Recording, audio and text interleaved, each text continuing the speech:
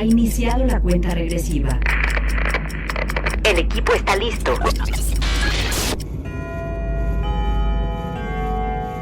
Cronómetro 2020.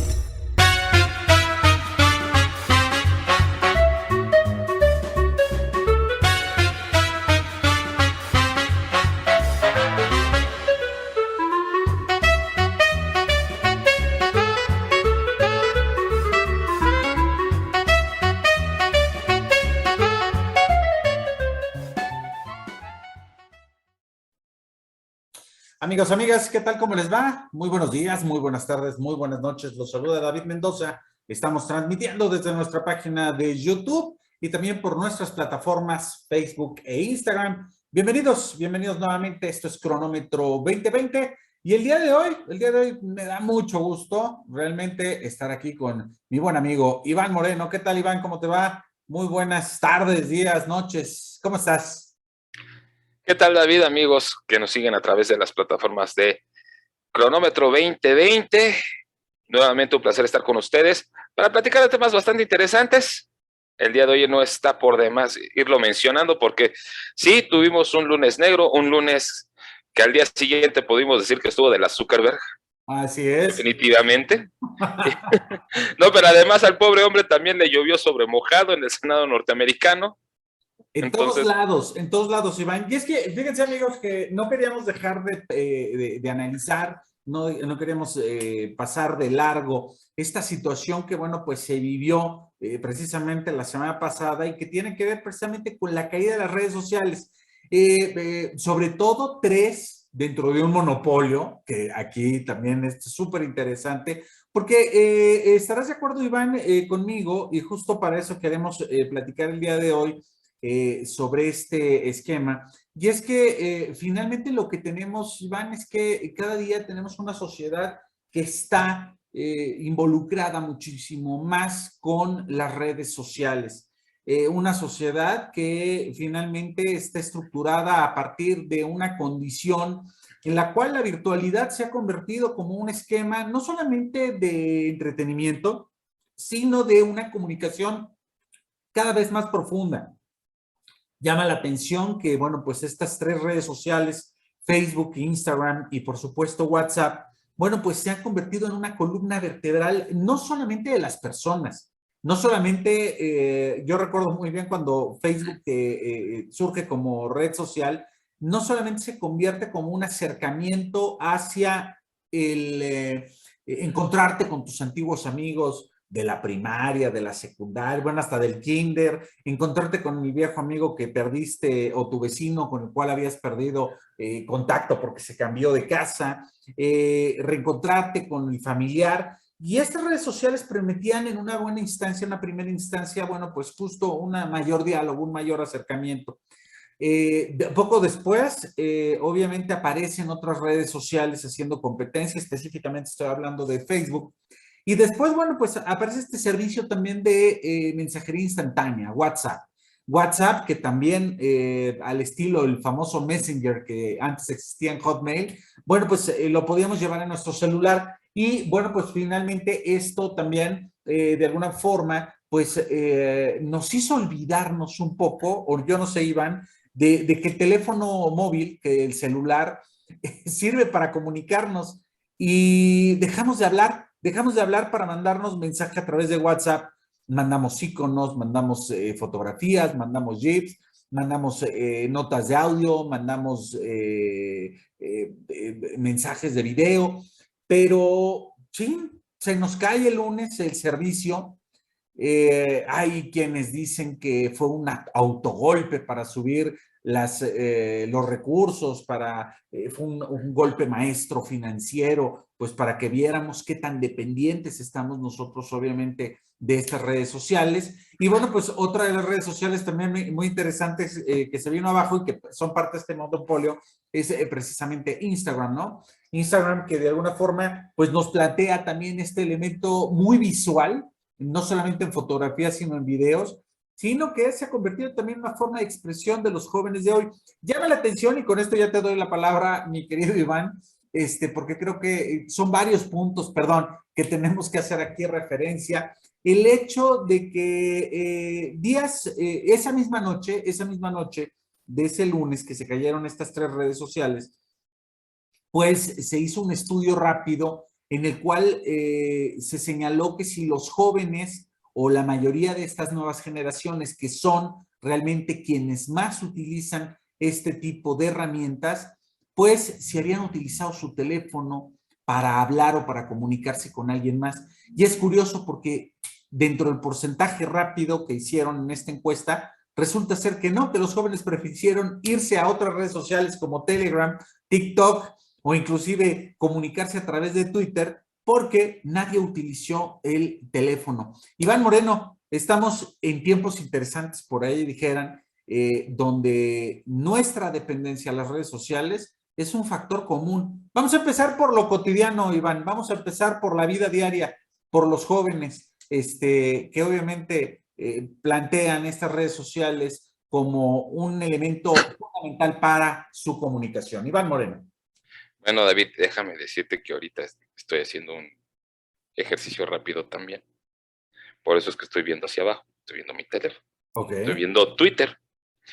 Pero fiel a mi costumbre de hacer un análisis semi-histórico y rápido, recordemos que hacia los años 90, cuando empieza a surgir todo esto de cuando se libera la internet, en especial aquí en México, que era una suerte de conectarte a la línea telefónica, y ahí empezó el boom también de las líneas fijas, porque antes no existía este sistema de Wi-Fi, no existían módems como tal en las casas.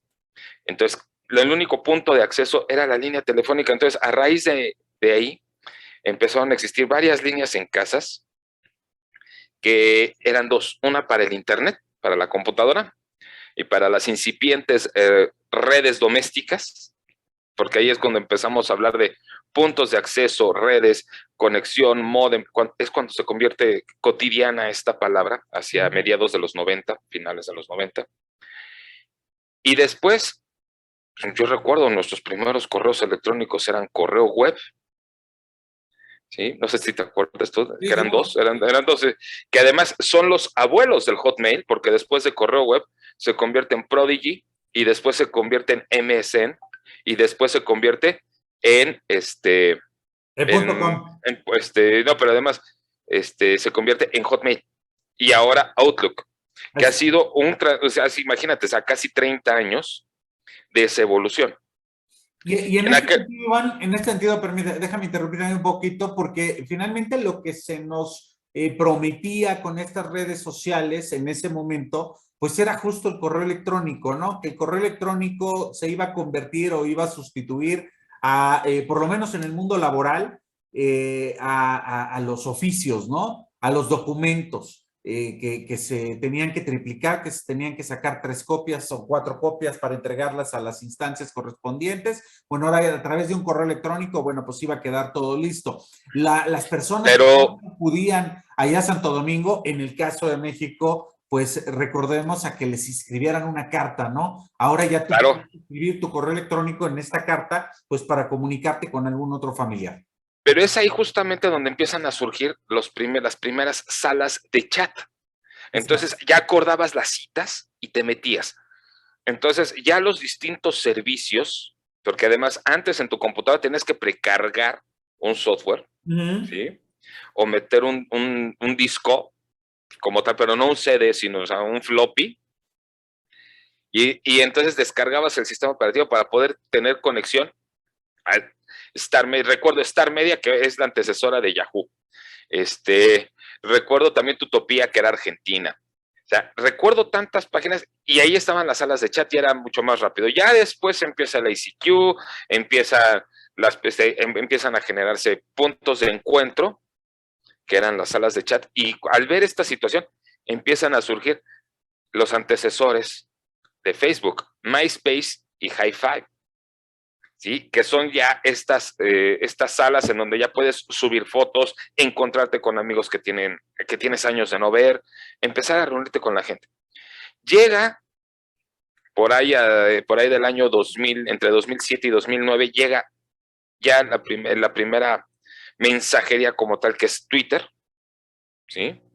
pero empiezan a surgir. En aquel entonces estábamos acostumbrados en nuestros dispositivos móviles a el SMS, y curioso, tenías el teléfono, y de ahí viene esta situación, David, que mencionas de los jóvenes. Era mucho más barato mandar mensajes escritos. Recuerdo que hasta 300 caracteres era mucho más barato que estar ya haciendo llamadas telefónicas. Nosotros veamos esa practicidad, pero también tenemos que entender una cosa, y eso es una cuestión de usuarios. En el mundo, quienes más utilizan su teléfono celular no solo son los americanos, también son los asiáticos. Pero cuando digo utilizan más, me refiero a que desde 2007, 2008, Yahoo hace un estudio global para cuando presenta Yahoo Respuestas, ¿sí? Que es la primera integración como tal. Lanzas tú una respuesta y los usuarios te van dando sus respuestas y tú calificas cuál es la mejor, que es más o menos el principio de Wikipedia. Sí. ¿Qué es lo que sucede entonces en ese momento? En ese momento, antes de que surja Wikipedia, lo único que teníamos, recordarás, existía Encarta, que era esta enciclopedia digital, que se parece más a una enciclopedia digital de la británica en su formato libro. Pero ahora tenemos esta posibilidad de que cada usuario vaya moviendo la información y vaya editando. Bueno, pues en ese momento teníamos que lanzar esos textos. ¿Qué es lo que revela este estudio? Que quienes más utilizan el teléfono celular son los asiáticos, pero no que lo utilizan y que hagan llamadas, sino las aplicaciones que contiene el teléfono, y que en aquel entonces no eran teléfonos inteligentes, sino eran aplicaciones propias del teléfono, calculadora, conversores, traductores, que ya venían precargados. Manejaban, si un teléfono tenía 35 aplicaciones, los asiáticos manejaban 27. Y a partir de ahí iba disminuyendo. Iván, ¿sí? en este sentido... Y aquí en México, perdón, aquí en México se manejaban de 8 a 10 aplicaciones de las 30 que podía darte tu teléfono celular en ese momento. Sí hay una utilidad, sí, pero limitada. Y todos los años la gente quería tener los mejores dispositivos, pero no eran las aplicaciones.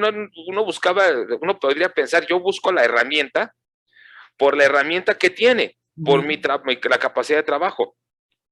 Yo recuerdo que en ese momento yo tenía ya teléfonos con capacidad de lanzar correo electrónico, pero no tenía puntos de acceso a la red. A la red, exactamente. Sí, ese es que se da ya, sobre todo en lo que fue la aplicación de las redes Wi-Fi. Oye, pero a ver, sin hacer tanta historia, justo ese es el punto.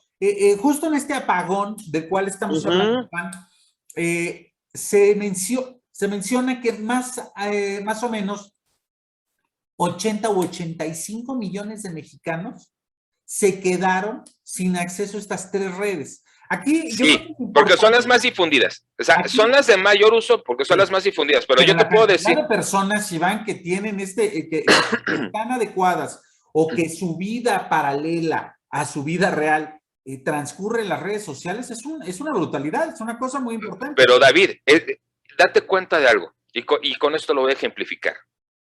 Trabajando como negro para ganar como latino e intentar vivir como blanco. Primer tuit de Iván Moreno, 30 de mayo de 2009. No fue hace mucho tiempo que tenemos Twitter aquí en México. Cuando yo abro mi cuenta de Twitter es porque tenía como 2 meses o 3 meses de estar en boga. Esto, y dije, bueno, ¿de qué se trata? Abro mi cuenta de Twitter y en aquel momento, pues recordarás, existía BlackBerry. BlackBerry tenía su sistema de mensajería punto a punto, muy bien encriptado, y ese teléfono ya lanzabas correos electrónicos. Eran varias empresas que estaban ya tratando de generar estas redes y exacto. Tenía esta posibilidad. Tenía esta posibilidad de un chat cerrado, en donde si tú tenías, o sea, yo podía agregarte a ti si tú tenías un dispositivo igual con este sistema Symbian que podía, encriptar la comunicación. llegan los primeros teléfonos inteligentes y el primero que pega que es el Apple, es el iPhone. Y entonces hay un nuevo boom de dispositivos. Mientras estaba luchando por hacerlos más pequeños, más compactos, ahora son más grandes, con pantallas más amplias, con capacidades intuitivas. ¿Qué es lo que sucede? Venimos de una situación de no gastar a poder tener acceso a redes no públicas, sino abiertas, que esa es una gran diferencia. No es una red pública, son redes abiertas de acceso gratuito, en donde tienes conectividad todo el tiempo y puedes estar mandando los mensajes que quieras y tu crédito de tu saldo no lo gastas. Venimos con esa tendencia desde 2009, 2010, tanto con Twitter, y nosotros vimos cómo nace toda esta industria y hoy vemos la dependencia que tenemos hacia todas estas plataformas y aplicaciones, en donde ahora sí, 80 millones de personas en México se quedan incomunicados o pareciera que se quedan incomunicados. ¿Por qué? Porque es cierto, yo vi un estudio el mismo lunes, no, el martes, veo un estudio donde se le llama esta generación, hay quienes llaman a esta nueva generación, independiente de millennials y centennials, o generación de cristal, porque son intolerantes a la frustración, les llaman también la generación muda, porque este estudio revela que 7 de cada 10 jóvenes no hace llamadas telefónicas porque les genera ansiedad. Han perdido esa capacidad de socialización y de interrelación proxémica. Fíjate, o para están nosotros evolucionando a otro tipo de comunicación, Iván. Espérame. Tú y yo podemos tener esto que se llama comunicación proxémica a través de teléfono, aunque estemos a grandes distancias. Pero tenemos nosotros que estructurar discurso, pensamiento, habilidades, ¿sí? Y nosotros empezamos también a identificar si la otra persona, nuestro interlocutor, a través de teléfono, tiene algún problema porque escuchamos su tono de voz, sus variaciones de voz. Recordemos que la comunicación, entre el 70 y 80% de la comunicación diaria de una persona no es auditiva, es sensorial y es visual. Claro. Todo juega, ¿sí? Principalmente visual y comunica. Estas generaciones están muy adaptadas a la parte visual a través de este momento como lo tenemos tú y yo, a través de pantalla, pero ya no en un juego tú a tú en persona. Entonces comenzamos a ver todas estas deficiencias, cómo se van sumando y cómo van generando nuevas condiciones sociales y socioemocionales. ¿Por qué? Porque hubo gente que entró en crisis y ahorita recuerdo al principio lo que mencionabas, que fue un autogolpe. No, no fue un autogolpe. Algo ocurrió, que se perdió información que te lleva de tu punto de acceso, que es tu computadora, tu dispositivo, al servidor. Se perdió la ruta. Eso fue lo que ocurrió, falló el sistema. Antes de que entremos ahí, Iván, mencionas algo que yo creo que es muy importante y hay que profundizarlo, sobre todo porque estamos hablando de que hay una nueva forma de comunicar. Y esta nueva forma de comunicar se está haciendo a través de estos dispositivos. Creo que en tu primera intervención lo que hiciste fue plantear un panorama, yo creo que bastante amplio en relación a cómo aparecen algunas redes sociales y cómo nos vamos adaptando a ellas justo en este sentido de informarnos, de acercarnos a nuestros amigos, de tener como esta posibilidad de irnos encontrando poco a poco. Yo más bien diría, David, no de informándonos, porque... ¿Por qué no? Te voy a decir por qué. Como especialista en comunicación, pero más de la parte informativa. Yo soy una persona que hoy en día trabaja y vive de las redes sociales. Y he tenido que adaptarme nuevamente a ellas. Y digo nuevamente porque para mí la adaptación a redes sociales fue, y como las vine a hacer, era un odio. ¿Por qué? Porque llegaban los internautas, los usuarios, y de repente estos usuarios mandaban información, y me acuerdo de una, que fue así como que la gota que derrama el vaso, en donde me sacan de mi cama un fin de semana, que sí tenía guardia, tenía yo que hacer coberturas el sábado, pero me sacan temprano, y me dicen, se cayó el segundo piso. Estaba en la construcción del segundo piso en su tramo sur, pero del que va de Martín Carrera hacia Santa Fe, que es la supercarretera sur. Se cayó. Pues fue un recorrido por todo el segundo piso, desde San Jerónimo hasta prácticamente hasta la parte donde hace su conexión con Holbein, con Extremadura, que es la primera parte del segundo piso, y no había nada. Resulta que habían mencionado, es que se cayó la tableta del segundo piso, o la parte de la estructura del segundo piso, pero realmente lo que ocurre es que un árbol se vence y se recarga en los pilares en la construcción. Entonces, a partir de ahí, ya las salidas en falso eran demasiadas, los avisos, los rumores, todo. Pero a ver, empezamos a discriminar información. Información, Iván, porque una cosa es cómo lo vemos nosotros como expertos en comunicación, sí, y otra cosa es cómo la gente se informa. Pero es que a partir de ahí no es información, eso no, es que el punto, David, no es información, el punto es que te da la posibilidad por primera vez a una persona aislada y retraída a emitir su punto de vista y su voz a partir de lo que empezamos nosotros a conocer como el anonimato de las redes. Sí, por supuesto, Iván, pero y a partir de ahí mucha gente empieza, mucha gente empieza a abrir abrirse. Es que hay una democratización de esa información, porque el mismo caso lo puedo plantear justo cuando cayó el avión o amerizó el río Hudson, donde ninguno de los medios de comunicación se había percatado de que esta situación estaba sucediendo hasta que un usuario que iba en el metro dijo, acaba de aterrizar un avión en el río Hudson, vaya tráfico que se va a hacer. En ese momento creo que hay un cambio importante. Y justo eso quiero que vayamos, Iván, porque finalmente esta democratización de los medios de comunicación alejada de este contexto, como tú bien señalas, donde todos tenemos esa oportunidad de plantear una forma, una manera de visualizar o de entender la noticia, un hecho como tal, pues simplemente se acaba el monopolio de los medios de comunicación. Muy buena parte de los medios de comunicación se tienen que apoyar en la información que proviene de estas redes sociales, y si no, es cuestión de que prendamos la televisión, Iván. Es cuestión hoy David, hoy lo veo todos los días. Yo lo veo todos los días, David, te repito, hoy trabajo con las redes sociales. Hoy que estoy trabajando y estoy generando a través de las redes sociales en un canal de televisión y ver primero qué es lo viral, qué es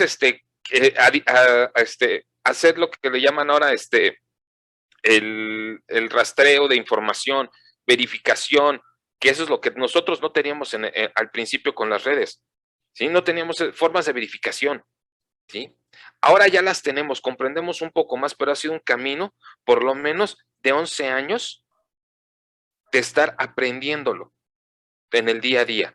Hoy para muchas personas les es muy habitual, les es muy común acceder a las redes. Nosotros que las vimos nacer, pues al principio resistencia, después adaptación y después empezar a observar la facilidad o la viabilidad de tomar esa información, discriminarla, limpiarla y después volverla, ahora sí, en una información profesionalmente trabajada para su difusión.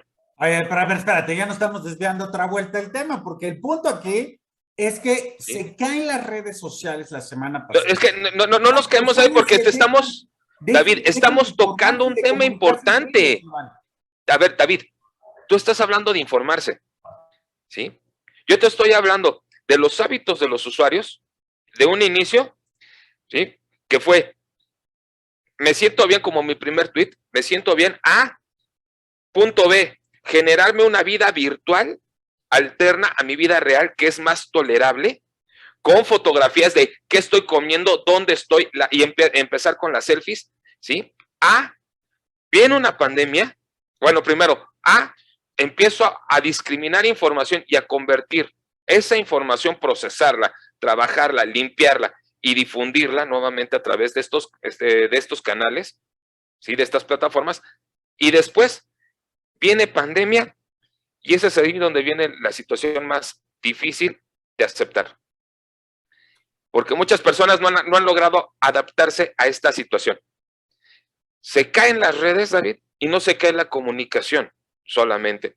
Se cae todo un esquema comercial que viene empezando desde hace 2 años de manera masiva a través de la pandemia. Muchas personas el lunes y todavía parte del martes se quedaron sin ingresos algunas viven al día a día, porque gracias a estas plataformas tienen comercio, tienen acceso a recursos, porque no han logrado superar la situación del crack económico que ocasiona la pandemia de COVID-19.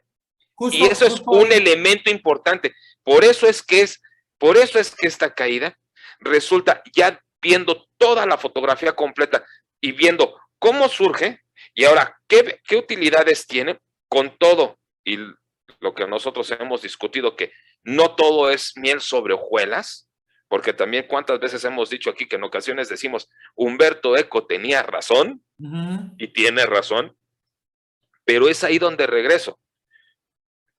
De tener la posibilidad de emitir ya tu pensamiento, aunque seas una persona retraída, escondida en el anonimato de las redes, a convertirte en una persona que las utiliza para su día a día, comunicación, comercio, divertimento y también estudios.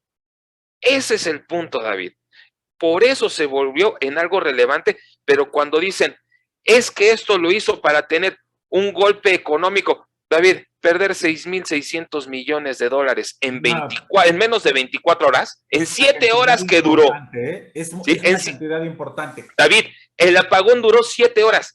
Él perdió esa cantidad de dinero en las primeras 2 horas y media del conflicto, sin considerar el dinero que perdieron los usuarios que dependen ahora de estas redes para sus negocios. Oye, vamos sobre este punto, Iván, porque creo que es donde más dudas tenemos, pero también una incertidumbre muy grande. Es muy curioso porque precisamente estamos hablando de empresas privadas, estamos hablando de un servicio que no es del Estado, no pertenece a ningún gobierno, sin embargo son públicas. Y había que diferenciar la conceptualización públicas en ese aspecto. Bueno, es que son públicas, porque finalmente son públicas. Cualquier puede hacer. No, yo te lo comentaba. A ver. Pero el punto en este sentido es de que es un sector privado, no lo controla el gobierno, no lo controla el Estado. Uno puede acceder a través de él. ¿Por qué? Pues porque si tienes un acceso a Internet y puedes tener el dispositivo electrónico para poder bajar estas aplicaciones de comunicación, pues finalmente haces uso de ellas. Lo interesante de esto, y me viene mucho a la mente justo 2 novelas, El Mundo Feliz de Huxley y también la idea de 1984 con el famoso Big Brother.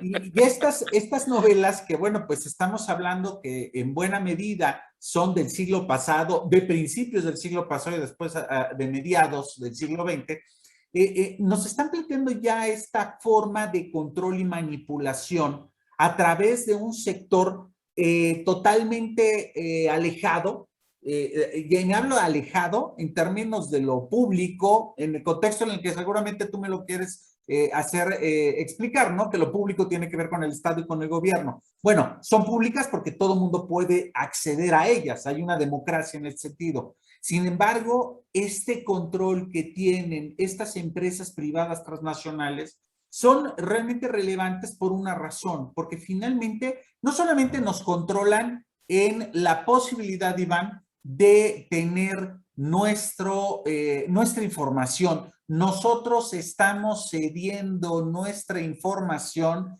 en un contexto de libertad, le estamos haciendo el trabajo a todas las empresas de mercadotecnia, estamos dando a conocer nuestra imagen, ¿sí? Y esto de alguna forma resulta preocupante. ¿Por qué? Porque hay quienes consideraron que prácticamente la gente empezó a tener una especie de pánico virtual.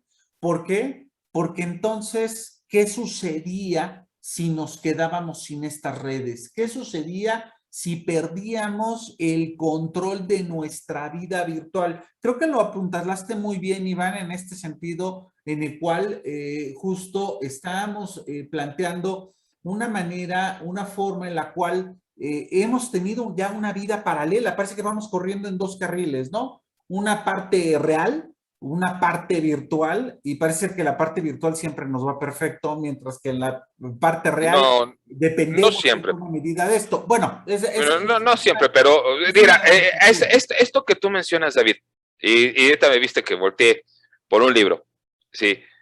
Porque esto es a lo que apunta, David. Debiste haber bajado haber bajado un PDF. Sí, no, pero ve lo que dice. Control de los medios, control del hombre, del doctor Enrique Ginsberg. Un psicoanalista en donde te plantea que el hombre requiere de los medios de comunicación, sí y no. Sí, porque es parte del divertimento, porque es parte de no generan cultura como tal. Los medios no generan cultura. ¿Qué es lo que hacen los medios? Afianzan el panorama cultural que te rodea ya. Nuevamente, los medios no generan violencia. Simple y sencillamente reproducen la violencia que hay en tu entorno a través de historias ficticias. Es más determinante tu entorno que lo que ves en los medios de comunicación. Sí. ¿Sí? Es más determinante tu entorno, pero lo que ves en medios de comunicación simple y sencillamente es un reflejo micro de lo que tú cotidianamente vives, y no tú, tal vez no tú, pero sí alguien más. Lo que estamos observando ahora, porque hay un capítulo muy interesante en este libro que se llama Los medios también son escuela. Claro. ¿Qué sucede en este capítulo? Elementos culturales, Iván. Sí, exacto, son elementos culturales. ¿Qué es lo que sucede? Se hace en este estudio, este capítulo parte de la revisión a un estudio en donde dos grupos de control, niños teniendo acceso a medios de comunicación, niños sin acceso a medios de comunicación, en ciertos periodos hacen actividades diferentes, pero cuando están en la escuela, los niños que no saben qué onda con los medios de comunicación, conocen todo lo que los niños que sí tienen acceso. ¿Por qué lo conocen? Socialización. ¿Sí? Entonces, ¿qué es lo que sucede? Empiezan a empatar, y para no quedarse afuera, nosotros lo diríamos, no quedarnos afuera incomunicados es no quedarnos sin el código, ¿sí? En el campo de la comunicación. ¿Qué es lo que sucede? Ellos, para socializar, tienden a conocer y a saber y a conocer las historias de lo que ocurre en los medios para poder socializar, porque hoy en día es raro que un niño no tenga acceso a eso. ¿Cómo lo estamos nosotros viendo? Primero, sí, tú dices, yo digo, son redes abiertas, son privadas, porque pertenecen a grupos y capitales privados estas plataformas, pero son abiertas y no públicas. ¿Por qué? Sí, para poder segmentar bien esta parte de lo público que pertenece al Estado, a todo lo que son los aparatos, ni siquiera aparatos de televisión, a todo lo que pertenece al aparato de gobierno, a los servicios que ofrece el Estado, el municipio, etcétera. Y por otra parte, esta dimensión cobra más sentido cuando tú tienes una empresa privada, como son las empresas de Zuckerberg, y tiene Facebook, tiene Instagram y tiene WhatsApp, que son las plataformas. Es un monopolio en donde son de carácter abierto, donde tú puedes ingresar, subir, sacar tu cuenta y empezar a difundir información y mensajes. ¿Qué es lo que estamos observando, David? Que es un gran negocio, primero, ¿sí? Después de ese lunes, el martes, esta mujer que trabaja con Zuckerberg y que lo empieza a denunciar en el Senado, empieza a decir, es que sí tienen la información y tienen manejos discrecionales de la información y tienen muchas otras cosas que ponen en riesgo a las personas. En cuanto, precisamente, a que no hay una diferenciación para muchas personas de su vida virtual a la real. Sin embargo, para otras en donde sí hay violencia, es porque en alguno de los dos puntos, que regularmente es en la vida real, está disgusto y genera una fantasía y una ficción, y esa es la que muestra al público. Con esto y con lo que tenemos de este libro de Control de los Medios, Control del Hombre, estamos entrando a una nueva etapa, no de medios de comunicación, sino de utilización de herramientas de difusión social, en donde vemos precisamente una nueva revisión de esto de los medios son escuela. Quien esté dentro de las redes podrá entonces entender y saber qué es lo que está ocurriendo, tanto en la información como en las tendencias sociales, porque hoy en la mañana acabo de escuchar que hay el aviso, le avisaron a una persona que van a expulsar a su hijo de la escuela si replica en la escuela los juegos del juego del calamar, de esta serie coreana. ¿Por qué? Porque los niños siempre dicen, vamos a jugar, y yo me volteo y de repente, tú estás fuera, ¡pum! Disparo. Entonces, estamos viendo un refuerzo de algo que está ocurriendo, que no deja de ser un juego, pero tú como adulto estás mal si no consideras que, uno, es una producción no apta para menores, y dos, estás mal en el momento de que tú como adulto no pones un límite cuando estás a cargo de esos niños siendo profesor, pero platicando con el padre, desde luego, y echándole la culpa a las nuevas nanas virtuales. Nosotros éramos nanas electrónicas, ellos son nanas virtuales. Bueno, y ellos están expuestos a una serie de contenidos. ¿No? Es el mismo concepto con los contenidos, nada más que el contenido... El contenido se ha abierto más el código, tiene menos restricciones, y lo que estamos observando es que si el niño no tiene acceso, volvemos de nueva cuenta, no tiene acceso al medio, no tiene acceso a esa serie, pero si le permites el acceso a TikTok, le permites el acceso a Instagram, le permites el acceso a Facebook, y ahí invariablemente en la sección de videos va a encontrar fragmentos de estos juegos. Entonces, el punto es que tenemos que ser usuarios más responsables y darnos cuenta que nuestra interdependencia a las plataformas debe de estar regulada como cuando teníamos nosotros que autorregularnos con la televisión, con los videojuegos, e incluso en nuestros ratos de ocio cuando no teníamos nada que hacer y el estéreo en el cuarto y poníamos nuestra música, nuestra radio a todo volumen y desquiciábamos a nuestros padres, ¿no? Que además eso era demasiado sano. Denotas tu edad, maestro, denotas tu edad, porque hoy todo se hace a partir de un dispositivo electrónico. Claro, por eso hablo de la autorregulación como en aquel entonces. Ahora tenemos que regular nuestra exposición a pantallas cuando no estés...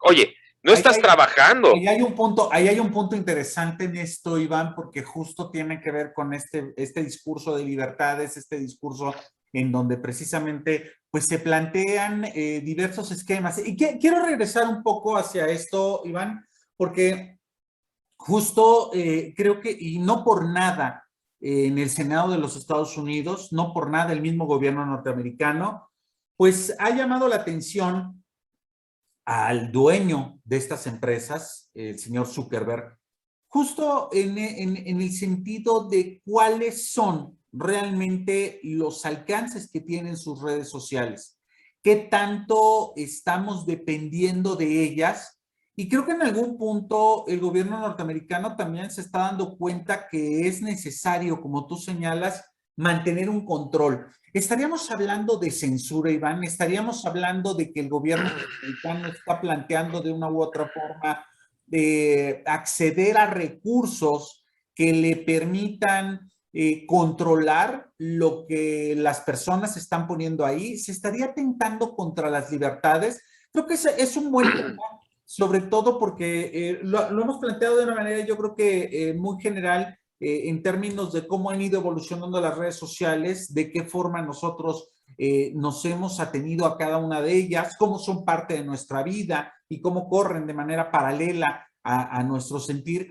Pero en este sentido, Iván, me preocupan mucho las libertades. Uno, en este sentido, que las controle una empresa privada, un monopolio que tiene 3 de las principales, Facebook, Instagram y WhatsApp, cada una de ellas con sus particularidades. Y dos, que sea o que termine siendo el gobierno, en este caso el gobierno de Estados Unidos, que es de donde emana necesariamente estas empresas que tiene el señor Zuckerberg, y que de alguna forma nos puedan ir controlando. Y quiero comentarte esto porque finalmente es al momento de hablar de control, al momento de ejercer poder, al momento de estar visualizando. Recordarás aquel jueguito que hubo, el 10 Challenge a Year, en donde te decían en Facebook, oye, ¿por qué no te tomas una foto de hace 10 años y una actual? Bueno, pues cuando se hizo esto que pareció muy simpático y alguna puntada muy interesante en las redes sociales y toda la gente lo siguió, pues tiempo después se descubrió que el Departamento de Estado en Estados Unidos y por supuesto también el Pentágono habían actualizado su base de datos a partir de esta aplicación o de este juego que le habían pedido expresamente a Facebook para poder tener una idea de las personas que estaban actualmente viviendo en Estados Unidos y que muchos de ellos eran inmigrantes que habían llegado de niños a Estados Unidos y que hoy en día ya eran adultos, que una forma de control para saber qué características tenían estas personas. Eso es demasiado, mira, David, eso, a partir de este ejemplo, eso yo lo veo como algo demasiado conspiranoico, ¿sí? Por una simple razón. ¿Cuántas personas están fuera del radar, sí, a partir de Facebook? Muchas. Facebook es una plataforma mundial, sí, pero consideremos que todavía hay millones de personas fuera del radar. Oye, y por distintos motivos. Oye, Iván, ahí está el ejemplo de TikTok, que es financiado por el gobierno chino, ¿eh? Sí. Aguas. Sí. Es ahí donde viene esta explicación. Están fuera del radar porque no todos los chinos están en Facebook. No todos los africanos están en Facebook. No todas las personas que habitan en Medio Oriente están en Facebook. ¿Por qué? Por la imposibilidad tecnológica y de acceso, por las condiciones que tienen socioeconómicas. Y aquí hay algo, ¿sí? Pero estamos hablando de estructura, de control, Iván. Estamos hablando, David, no de control, sino de la réplica de un esquema económico-comercial que no deja de ser capitalismo. Para empezar. Finalmente, o sea, nos controlan a través consumismo, pero están encontrando formas cada vez más finas como el ego, y considerando el ego en su parte más amplia, que es qué tengo, qué no tengo, qué aspiro, qué no deseo, ¿sí? Por eso el botón de like es una de las herramientas más importantes dentro de la plataforma de Facebook y de todas estas plataformas. Me gusta o no me gusta, ¿sí? ¿Por qué? Porque a partir de ahí empiezo yo a perfilar a la persona sobre sus características y gustos a través de algoritmos que no distinguen más que tus gustos en me gusta el verde, me gusta el rojo, según el número de likes que des. Entonces, a partir de ahí empiezan, y es ahí donde te decía de este estudio global previo a la existencia de Facebook, de Yahoo, en donde para poder ellos determinar la utilidad de este estudio era precisamente a partir de generar algoritmos para mercadotecnia dirigidos hacia las personas con uso específico. Eso hoy ha evolucionado y ahora pensar en un control sobre las libertades, yo me atrevería a decir, David, que yo veo algo poco más allá y de trasfondo, pensar qué partido es el que está detrás de esta llamada de atención e intento de jalón de orejas a Zuckerberg en Estados Unidos, en el Congreso norteamericano. ¿Por qué? Recordemos que ellos traen una bronca de seguridad por la intromisión o supuesta intromisión de hackers rusos en las pasadas elecciones, no en estas, sino en las de Donald Trump, ¿sí? Recordemos que hubo durante toda la gestión un debate sobre la seguridad y la posibilidad de que hayan utilizado canales y códigos fuente que los hayan inyectado a través del sistema en Facebook para determinar los gustos de las personas. Finalmente, como nunca Estados Unidos quedó vulnerado durante la administración Trump, en muchos aspectos, queda vulnerada y queda un dejo de todo aquello que los WASP estaban peleando, ¿sí? Y quedan todavía esos discursos de odio que hoy, durante la pandemia, seguimos observando y seguimos viendo de todas estas tendencias totalitarias, este resurgimiento de tendencias totalitarias que hoy les llamamos populistas, que pueden ser de izquierda o de derecha, no importa. Aquí esos sí son intentos de controles férreos. Aquí la pregunta es, ¿cuál es el camino que va a tomar el Senado norteamericano para, uno, seguir permitiendo la utilización de estas redes, pero con ciertas restricciones, pero que continúen que continúe siendo un espacio de libertad, primero. Segundo, si ellos lo que pretenden es un control, que los lleve a un control económico, ¿sí? A partir de un control jurídico, o tener de aliado a toda esta plataforma, que sería demasiado pretencioso porque me parece que no hay capacidad para poder tú generar un software, porque hoy lo vemos en ciencia ficción, David, ¿sí? Que el software de reconocimiento facial y encuentro a mis terroristas acá y los puedo utilizar estas plataformas. David, 7,000 millones de personas los vas a tener registrados. ¿Qué máquina o qué tipo de servidores y qué tipo de máquinas necesitarías para poder tener controlado a todas esas? Y ahí sí nos vamos al Big Brother, ¿eh? Oye, ¿Sí? Iván, esto que estás diciendo me llama mucho la atención, sobre todo porque en China ya se está especializando en hacer este reconocimiento facial. Sí, el gobierno chino lo están haciendo. Sabe quiénes son sus ciudadanos, quiénes son los ciudadanos de primera, quiénes se atrasan en pagar sus impuestos, quiénes tiran basura, quiénes hacen algún... Sí, pero yo estoy hablando de algo planetario, David, eso apuntaría realmente a decir, tenemos un control.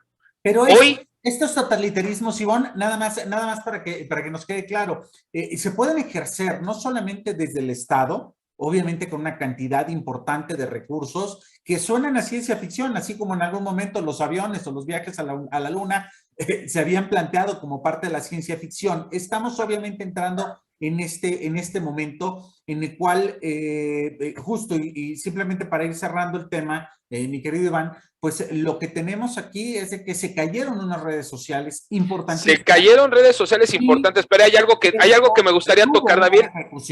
Sí, y la tiene. Y es una repercusión. No solamente económica, ¿eh? Y es una repercusión delicada, porque tú tocas algo muy interesante que es la libertad. Claro. ¿Sí? Un control y libertad. Yo te invitaría a que reflexionaras conmigo por un instante y también a quienes nos estén viendo, que piensen, ¿qué es libertad? ¿Y qué libertades crees que están en juego con esto? Y yo te voy a decir que la mayor libertad o la libertad en sí misma no es que tú puedas hacer algo, que puedas opinar y no seas acusado o seas recriminado por lo que opinas, ¿sí? Aquí el juego de la libertad es muy fácil mencionarlo, pero recordemos que la libertad no es un derecho, también implica una obligación, ¿sí? Y la principal obligación de la libertad es ser responsable. En consecuencia, para las redes sociales aplica exactamente lo mismo que el derecho a la libertad cuando estabas frente a la televisión, que es esta. Y lo voy a hacer. No me ves. Puedo apagarme. Puedo acceder a ella. Esa es la libertad. Y eso empieza conmigo, con responsabilidad, en la medida de que seamos usuarios responsables. Y también esa responsabilidad me lleva a decir lo siguiente. Cuando eres inversionista no pones todos los huevos en una canasta. ¿Qué significa? No pongas toda tu información y no dependas tanto de un dispositivo o de la plataforma. Sí depende del dispositivo, porque necesitamos el teléfono celular para comunicarnos. Pues entonces, no todo lo tengas. Oye, en virtual y utiliza el aparato y no te quedes mudo. Aquí estamos hablando de dos cosas que yo creo que son importantes. Uno, cómo ejercer nuestra libertad como usuarios en estas redes sociales. Con responsabilidad. Pero también, Iván, aquí está el punto más importante. Cómo un sector privado y específico toma nuestra libertad y nos coarta. Iván Moreno, muchas gracias, muchas gracias. Creo que fue un tema bastante interesante el que analizamos el día de hoy. Amigos, amigas, se despide de ustedes David Mendoza. Recuerden, agréguenos, denos like, por favor, en nuestra página de YouTube. Y, por supuesto, nos vemos en nuestras páginas de Facebook y de Instagram. Muchas gracias por todo. Hasta luego, Iván. Hasta luego, David. Hasta luego. Ha iniciado la cuenta regresiva. El equipo está listo.